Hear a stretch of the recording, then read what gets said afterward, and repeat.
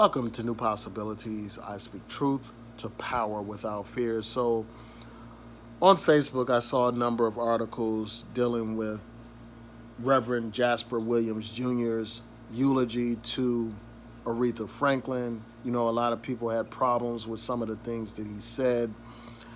And today I listened to his eulogy, his statements, his speech, his sermon. And what I want to do is just share my thoughts about some of the controversial things that he said during that sermon. One of the first things that he talked about was the single parent households that are dominant in the black community. He talked about how like 70% of black households are headed by single black women. He also made the point that black mothers cannot raise black boys into being men. You know, that was a controversial statement.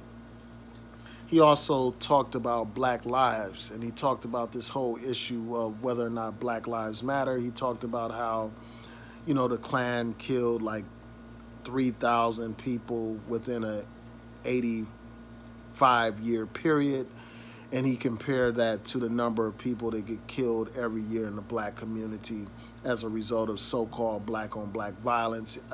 If I recall correctly, he said like 6,000 black people die per year as a result of so-called black on black violence.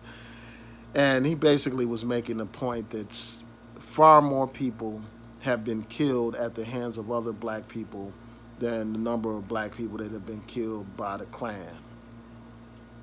And he talked about how people get so outraged about police brutality when a single black person is killed by the police, but when 100 black people are killed as a result of black on black violence, there's no outrage, etc. So those are some of the points that he made. He's basically saying that as long as black people continue to kill each other, black lives will never matter. So I just want to deconstruct some of these points that he was making, and provide my rebuttal to a lot of the things that he said. You know, First of all, I'll say this. Obviously, I believe that a nuclear family is the best family structure for any child. It's better to have the man in the household and the mother in the household. So obviously, I support that. I do believe that the 70% number of black families that is headed by single black women, I think that that is problematic and it does have an impact on our community in a negative kind of way. I think that our communities would be stronger if we were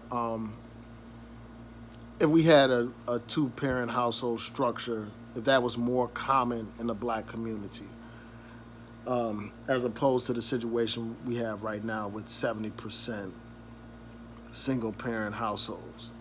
So I just want to say that off the top.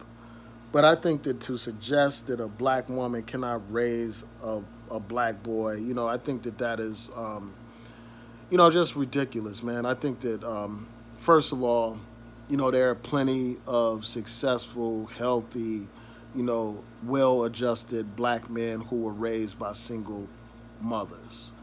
So I think that that alone rebuts this point about how a single mother can't raise a son. And I think that also, this idea of the 70% of single parent households issues, I think that one thing about that issue that's exaggerated is like this idea that the black man is completely absent from the household.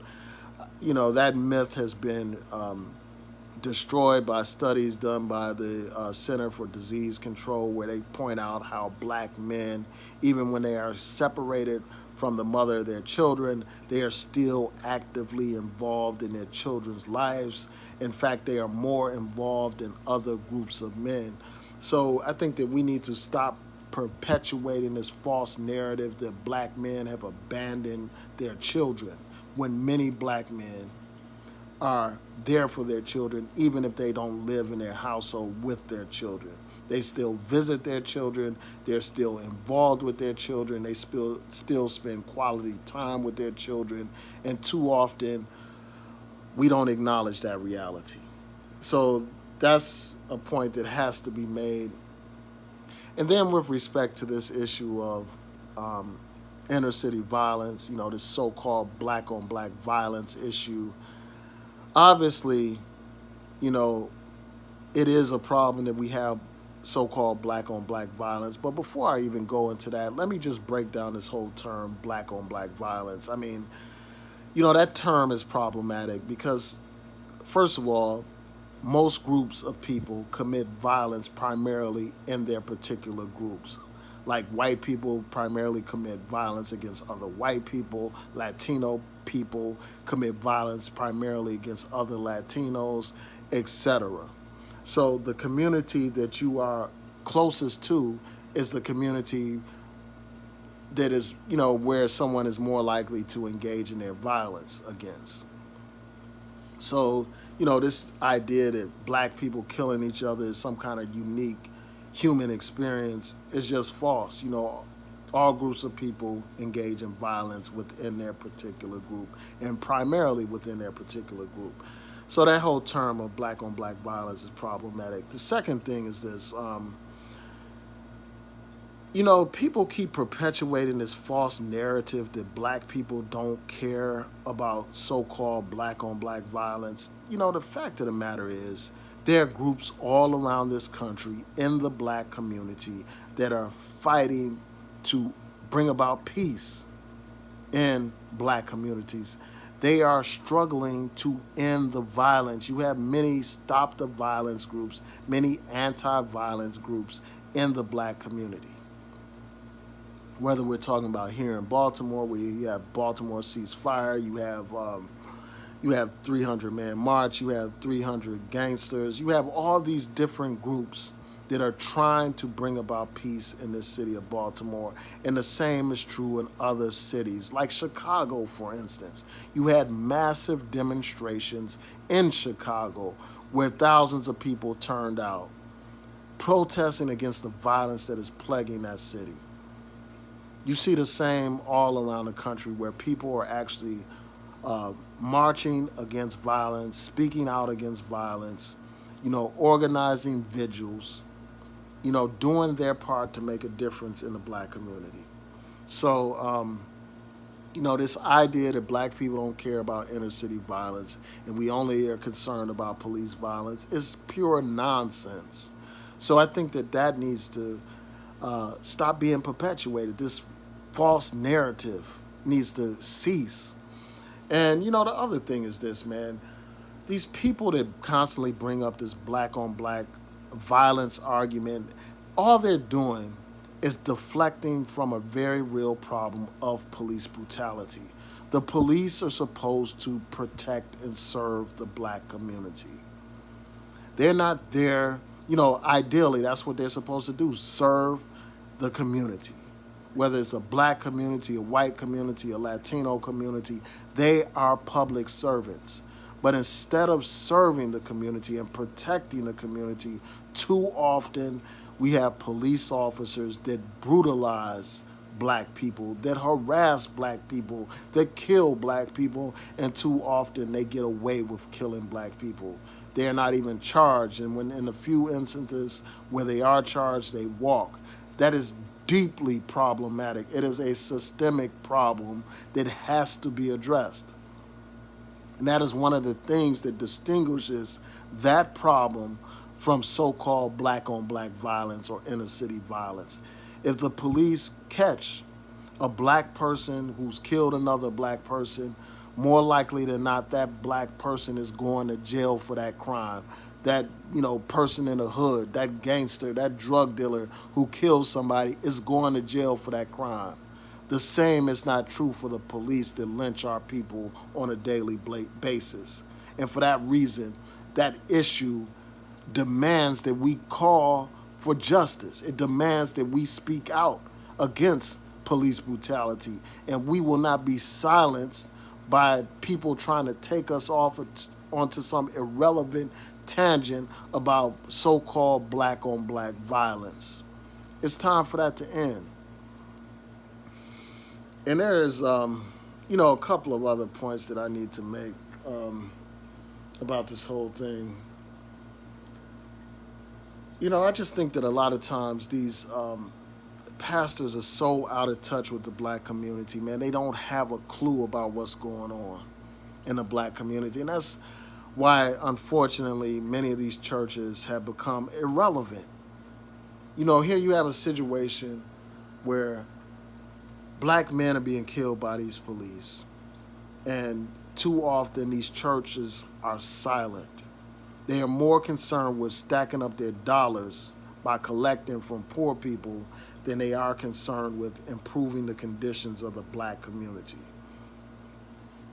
So that has to be, you know, addressed. And the last thing I'll say about this is, this whole Aretha Franklin funeral that happened this past weekend is this.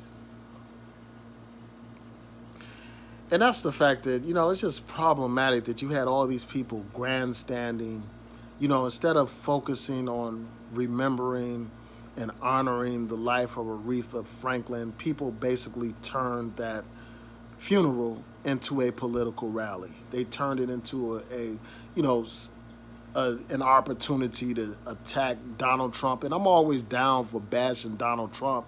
You know how I feel about him. He ain't shit. He's the worst president of my lifetime. So I don't have any problem with people trashing him, but I do have a problem with somebody, with all these people that basically politicize, Aretha Franklin's funeral and turned it into some big political campaign when, it shouldn't be about that, man. And it's just a shame that you got a buck dancing pastor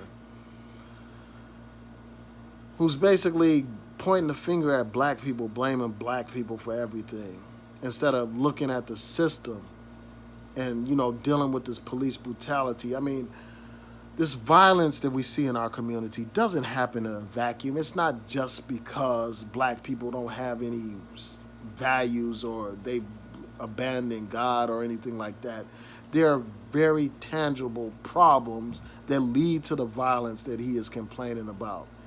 When you have high unemployment, when you have lack of educational opportunities, when you have poverty, when you have toxic environments, as a result of environmental racism, for instance, where you have homes that are filled with lead, all these conditions breed the violence that we see. When you have a government that brings in drugs into the black community and then locks black people up for using drugs and selling drugs. When you have those kind of problems, you can't just point your finger at the black man and say that he's responsible for every single thing that happens in the black community. Obviously, there is some level of personal responsibility. Obviously, we have to take control over our own destiny, but we cannot ignore these societal problems that contribute to the violence that we see in our community. And to do so is an act of cowardice. The church needs to be courageous. These people want to talk about this black on black violence, but what are these churches doing to address poverty in the black community? What are they doing to address unemployment in the black community? What are they doing to address the failing schools in the black community? I understand that there are churches that are doing things, but too often, many of these churches aren't doing a damn thing except for stacking up paper so their pastor can ride around in a Bentley or some other fancy car and live in some big mansion outside of the community at the expense of the community.